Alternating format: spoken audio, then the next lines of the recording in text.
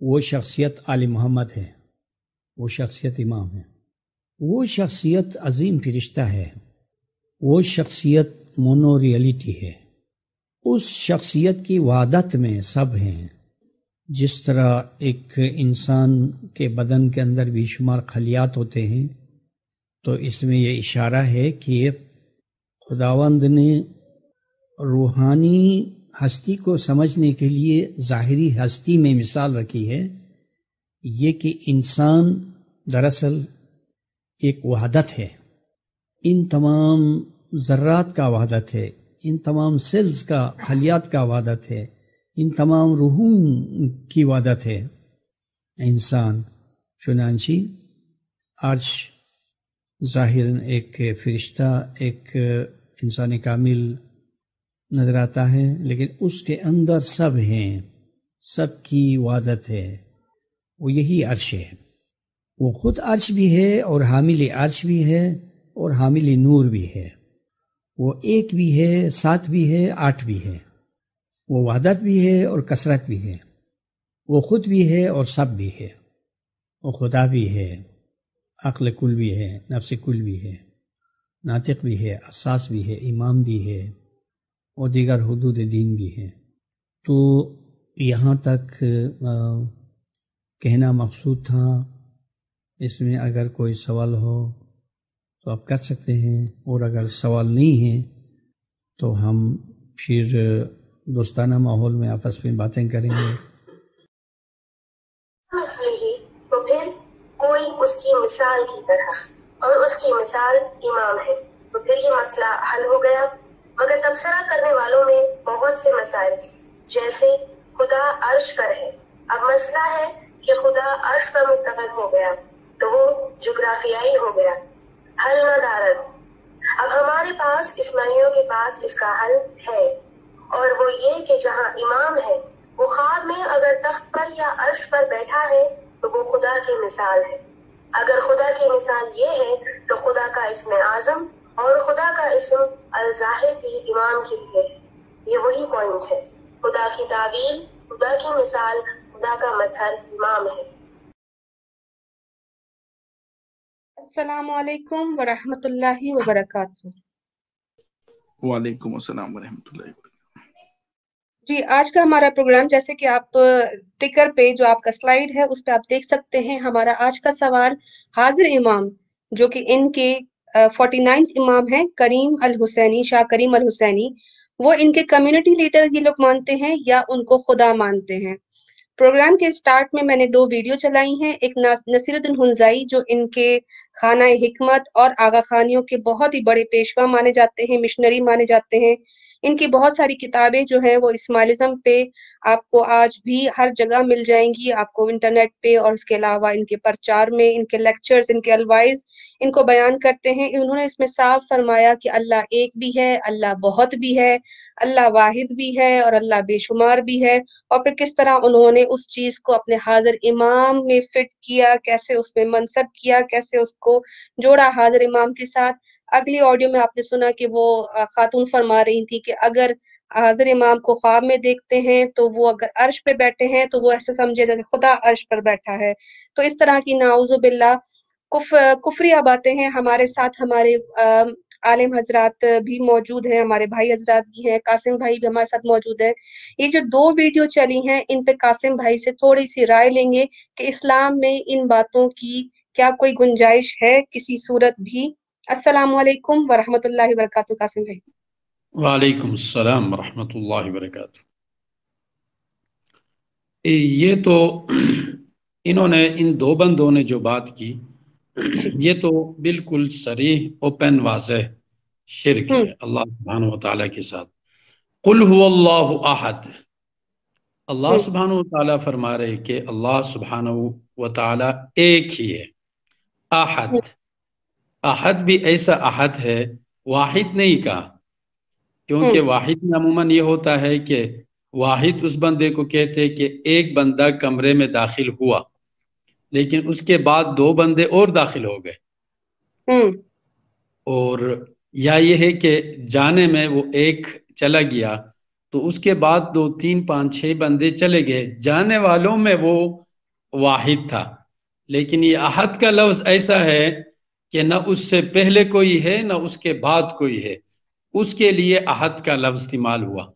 اس کے علاوہ اللہ سبحانہ و تعالی واضح فرما رہے ہیں قرآن مجید کی، یہ اقترب پارہ ہے، اس کے پہلے پیج دوسرے رکوع میں ہی اللہ سبحانہ و تعالی کا ارشاد ہے کہ لو کان فیہما آلہۃ الا اللہ لفسدتا، اگر کائنات میں اللہ کے علاوہ کوئی ہوتا، اللہ سبحانہ و تعالیٰ کے ذات کے علاوہ کوئی ہوتا تو دنیا میں فساد ہو جاتا۔ اس سے پتہ چلا کہ اللہ سبحانہ و تعالیٰ ایک ہی ہے، دو ہو نہیں سکتے، کوئی 2 3 4 5 6 کا تصور ہی نہیں ہے۔ یہ تصور تو نصارہ اور یہود کا بھی نہیں ہے، ٹھیک ہے نا۔ اللہ کی تعریف کیا ہے؟ اللہ نے خود سمجھنے کے لیے یہ تو نہیں فرمایا کہ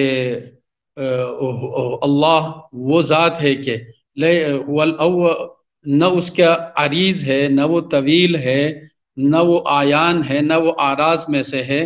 اس طرح مشکل الفاظ میں اپنی تعارف نہیں کرایا، بلکہ بالکل واضح الفاظ میں بتا دیا کہ قل هو اللہ احد اللہ الصمد، اللہ احد ہے، دوسرا کوئی ہے ہی نہیں۔ اور اللہ الصمد، اللہ وہ ذات ہے کہ الذی یحتاج الیہ کل شیء، تمام اس کے محتاج ہے، ولا یحتاج الی شیء، اللہ سبحانہ و تعالی اب خود اپنے ذات میں یکتا ہے، کسی دوسرے مخلوق اللہ کے علاوہ، فرشتہ، جنات، انسان میں سے کسی کا کائنات میں محتاج نہیں ہے۔ لم یلد ولم یولد ولم یکن لہ کفوا احد، اس کے ہمسر، برابر، اس جیسا یا اس کے کوئی مقابل، ذرا نیچے، دوسرے تیسرے نمبر پر کوئی بھی نہیں ہے۔ جب اللہ نے اپنا تعارف کرا دیا، هو الاول، وہی اللہ جو ذات ہے، الرحمن علی العرش استوى، جو قرآن سورۃ الطٰہٰ کے پہلے رکوع میں فرمائے کہ وہ عرش پر مستوی ہے، هو الاول والآخر، وہی اول ہے وہی آخر ہے، هو الظاہر والباطن، وہی ذات ہر چیز سے، پانی کے بہاؤ میں، پتوں میں، سبزے میں، پہاڑوں میں، ہر ایک چیز میں غور کرنے سے وہ ظاہر بھی ہے، لیکن اس کے کن حقیقت کو بالکل اس کے ذات تک کوئی پہنچے، والباطن، اسی طرح اس کے مکمل کن حقیقت کو سمجھنے کے لحاظ سے وہ اس طرح تمہارے سمجھ میں نہیں آئے گا، والباطن، اس لحاظ سے وہی اللہ سبحانہ وتعالیٰ کی ذات باطن ہے۔ لیکن کوئی اسے جاننا چاہے تو ان کے صفات سے بالکل آسانی سے سمجھ سکتا ہے، خالق ہے، مالک ہے، رزق دیتا ہے، مارتا ہے، جلاتا ہے، بیمار کرتا ہے، شفا دیتا ہے، ان تمام چیزوں سے یہ ان کے صفات ہیں، ان کو پہچان سکتا ہے۔ لیکن کن حقیقت بالکل ان کے ذات کو سمجھنا، کہا کہ یہ اس چھوٹے لیمیٹڈ محدود عقل دماغ میں نہیں آ سکتا، اس لحاظ سے وہ باطن ہے۔ ذات وہی ایک ہے، یہ تمام صفات اسی ایک ذات کی ہے۔ آدم علیہ السلام سے لے کر رسول اللہ صلی اللہ علیہ وسلم تک تمام انبیاء کا بنیادی عقیدہ یہ تھا کہ اللہ سبحانہ و تعالیٰ ایک ہے اور ان کے اوریجنل ذاتی ذات صفات میں کوئی شریک نہیں ہے، اور یہی تمام انبیاء کی بھی دعوت ہے۔ قرآن بھی شروع سے آخر تک 3 بنیادی عقیدوں میں سے ایک اس پہ زور ہی دے رہا ہے، ہر سورہ میں، ہر پارہ میں، ہر رکوع میں، کہ اللہ سبحانہ و تعالیٰ ایک ہی، اس جیسے کوئی ہو نہیں سکتا ہے۔ یہی اسلام کا، قرآن کا بنیادی دعوت یہی ہے۔ اور ہمارے کلمہ جب ہم پڑھ کے اسلام میں داخل ہوتے ہیں، وہ کلمہ ہی ہمیں یہ بتا، لا الہ، کوئی دوسرا تیسرا چوتھا پانچواں آٹھواں کوئی نہیں ہے الا اللہ، سوائے اللہ سبحانہ و تعالیٰ کی ذات۔ یہی تو اسلام میں انٹر ہونے کے بنیادی عقیدہ ہے۔ یہی تو توحید ہے، یہی توحید ہے، یہی اس بات پر سب سے زیادہ جو ہے وہ قرآن پاک میں تحمید باندھی گئی ہے، اس کا ذکر کیا گیا اور اسی پر ایمفیسائز کیا گیا ہے، اور مشرک کی بخشش نہیں، یہ سب آپ سب جانتے ہیں، مسلمان تمام اس بات کو بہتر طریقے سے جانتے ہیں۔ یہاں پہ کچھ سوالات حاضر امام سے، جو ان کے امام ہیں، ان سے کیا گیا تھا۔ ایک انگریز ان سے پوچھتا ہے کہ آپ کے بارے میں کہا جاتا ہے کہ آپ دنیا میں خدا ہو، تو اس کے بارے میں دیکھیے ان کے حاضر امام کیا فرماتے ہیں، ذرا یہ دیکھ لیجیے۔ One of the myths surrounding you is that some people in the West think of you as a living God. Not only is that not true, it is also blasphemous. Absolutely. I mean, as you know, the faith of Islam was revealed at a time when the Arabian continent was idolatrous. And idolatry, all forms of idolatry, are totally prohibited by Islam. It's certainly true to say that the Western world doesn't necessarily understand the theology of Shiism, nor indeed the theology of many mystical sects, whether they are Shia or Sunni or Christian. Mysticism in its essence is difficult. Are you a Democrat? سوال کرنے پر ان سے پوچھا گیا کہ آپ کے ارد گرد ایک افواہ پھیلائی جاتی ہے کہ آپ خدا ہو، تو اس پہ ان کے حاضر امام کہتے ہیں بالکل نہیں، یہ غلط ہے. اور اسلام میں جو ہے، جب اسلام آیا تھا تو عرب میں جو ہے وہ بت پرستی کی جاتی تھی، اور اسلام میں اس چیز کی سختی سے ممانعت ہے، اس چیز کو سختی سے منع کیا گیا ہے. لیکن جب حاضر امام کو، ان کے امام کو یہ سب چیزیں پتہ ہیں کہ بت پرستی منع ہے، اب وہ بت چاہے انسان کا کوئی تصویر بنا کے رکھی جائے یا پھر پتھر کا بت بنا کے جائے، پوجا کسی اور چیز کی جائے یا کسی انسان کی جائے، اللہ کے علاوہ کسی کی بھی پرستش جو ہے، عبادت جو ہے وہ شرک ہے. ایک ویڈیو دیکھ لیجئے گا، حاضر امام کی ناک کے نیچے یہ سب کام ہو رہے ہیں. حاضر امام کا ایک بیان کہ بت پرستی حرام ہے، دوسری طرف دیکھیں کہ ان کی جماعت کیا کرتی ہے.